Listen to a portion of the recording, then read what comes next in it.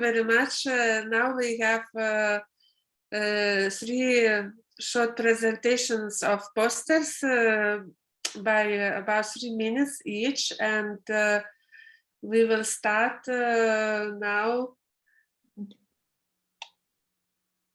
from Harri Haukka. Hi, I don't know if you can see my camera is now off, it's rainy. But yeah, I have a poster about the Taurus Hill Observatory observation and capabilities. So my camera is a little bit odd now, but you can check out the poster that is on the website. And I just want to highlight the poster that there's a lot of exoplanet observations done since 2006. And latest observations are also included in this poster, so please go to check the poster. So I noticed that there was this KPS1b presented few presenters ago, so please go check the poster and check out the observation, the links, so you can get much more information about the capabilities and observation made in Eastern Finland. So I think I'm one of the northern participants here, hopefully, and then go to check what we are doing in Finland. So that's my thanks. And nice presentations, by the way. Thank you, Harri. We wish you success in further observations, and you are welcome to use other telescopes of the network. So yeah, I think so, and I hope that people can also use our telescopes, hopefully in future. That's also possible for amateurs also. We have a lot of at least 2 or 3 telescopes available if you are interested in, so please contact, and you can find the contact information from the poster. So please yes, contact if you have something. We will write to you, and we will discuss. Please do so. Hopefully more. I can hear somebody is interested in observations from Eastern Finland also. Thanks. Okay, good. So now Stephan Erat. Yes, Stephan is not here, but he asked me to present his poster. So Stephan Erat is working in the VESPA activity in the Europlanet research infrastructure. And if I can share my screen, so the poster is, you can see this poster in the website of the meeting. You see that this is a poster which is full of information. And this is just to make some advertisement that VESPA is a virtual European solar and planetary access. And it's everything related with databases of planetary data information to integrate all of them in a common framework. So here there are lots and lots of things, because there are more than 60 services, and that makes a big project. And you can find here images of the planets, data from different spacecrafts. And instead of showing the poster, which is there available, what I'm going to do is to make a short demonstration of how it works. So here you have the interface of VESPA, and you have many different services, more than 61, and you can make queries. And you can make, for instance, a query of Saturn in a given time frame, like this one, which is an example query. And when you press here, this looks for data of Saturn in all of these different services. So you have images of Saturn on Mars from Aurora, from images obtained by the Hubble Space Telescopes, images obtained by different plasma physics, and then images obtained by PVOL, which is one of the services that is dealing with the amateur images of the planets. So PVOL stands for the Planetary Virtual Observatory and Laboratory. And if you click in any of these, you can get to the data. This one is not, okay, it's here, and you can see here links to individual data. And here in this interface, I don't know if you can see the images of Saturn, and you have a table with the dates and the data. And actually, I could go to PVOL and get the data, or I can use the interface which is in PVOL, which is specific for doing this kind of observations, getting these observations better, because this is for images of the different planets. I can look, for instance, for recent images of Jupiter obtained over the last week. So here are images obtained by amateur astronomers that you can get from this interface. You can get the same data from the 2 interfaces. but different interfaces will be easier or more difficult. And the one in VESPA, it's really to integrate everything together, these 60 services that are, some of them are quite complex, but also there are some words from Stephan that if you are working in an observatory and you want to set up a similar service, VESPA will be able to teach you, to give you the resources to do this and to integrate your observations or your data into VESPA. And I think that's pretty much everything. But if you need details, there's a poster with all of this information where you can get very specific details, or you can ask Stephan, or you can write me. If you are an amateur astronomer, you can write me, or you can write Stephan to get more information about this. Thank you very much. Thank you, Ricardo. So, and now we have one more poster by Pavel Zelinski and Przemysław Mikolaijczuk.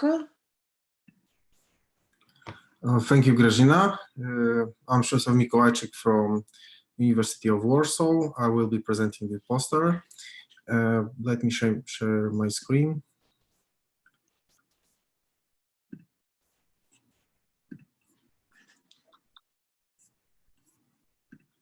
Is the poster visible now? Yes. Okay, thank you everybody for wonderful presentations today, and I would like to advertise Black Hole TOM, which is a new tool for photometric time domain astronomy.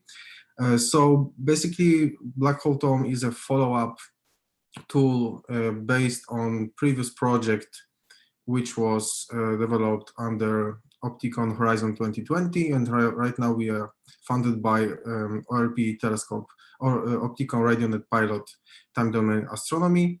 And what we offer you is a web page, bh-tom.astrolabs.pl, when you can register and add your own observatory in order to upload feeds, images, and without tedious and time-consuming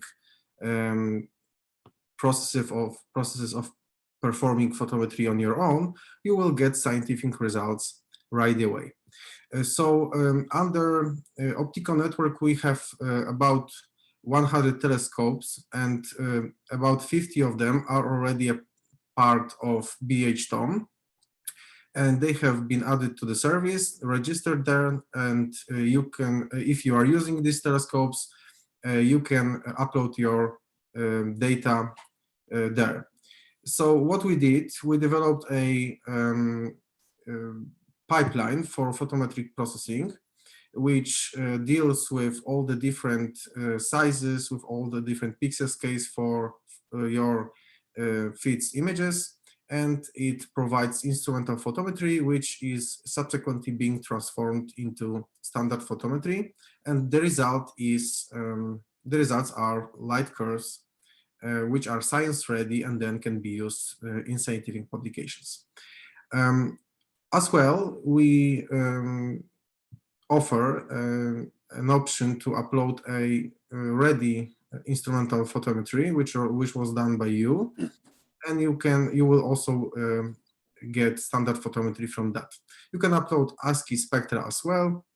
And we are also working on triggering observations to the web network of telescopes, which will subsequently upload the images to the service.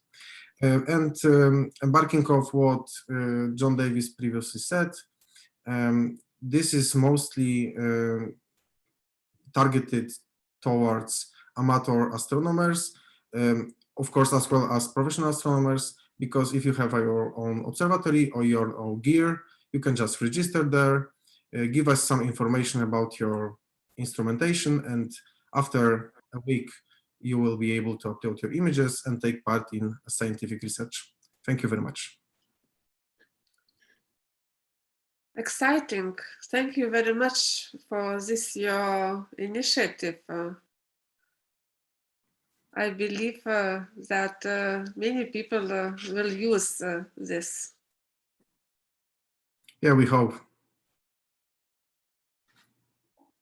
Are some questions? Sorry? I'm saying, do somebody have questions? I have a comment, if I can, Yes, regarding this tool. Yes, actually, we have more than 90 users registered, both professionals and astronomers, and we processed successfully more than 1,000 images. So this is quite tested on around 50 observatories, 50 telescopes and instruments. So, well, hopefully we will have more in the future. So you are welcome to join us. so Yeah. thank you very much. I believe that this will be very useful for users of the Europlanet telescope network as well. So what else you thought to say? I wanted to say that we have already processed successfully about 8,000 feeds images so far, from which about half was processed during last 6 months. And so we are adding more observatories, and even last night was another one was added. So if anybody has any questions, please contact us via email or write on the chat, and we're happy to answer your questions further. Thank you very much. So indeed, thank you very much for this presentation, and thank you for all speakers of today. And you are welcome to join tomorrow this conference, and the next day will be dedicated to minor bodies of the solar system, like asteroids, comets, and other small bodies. And I believe that again we will have a very interesting day. So see you tomorrow.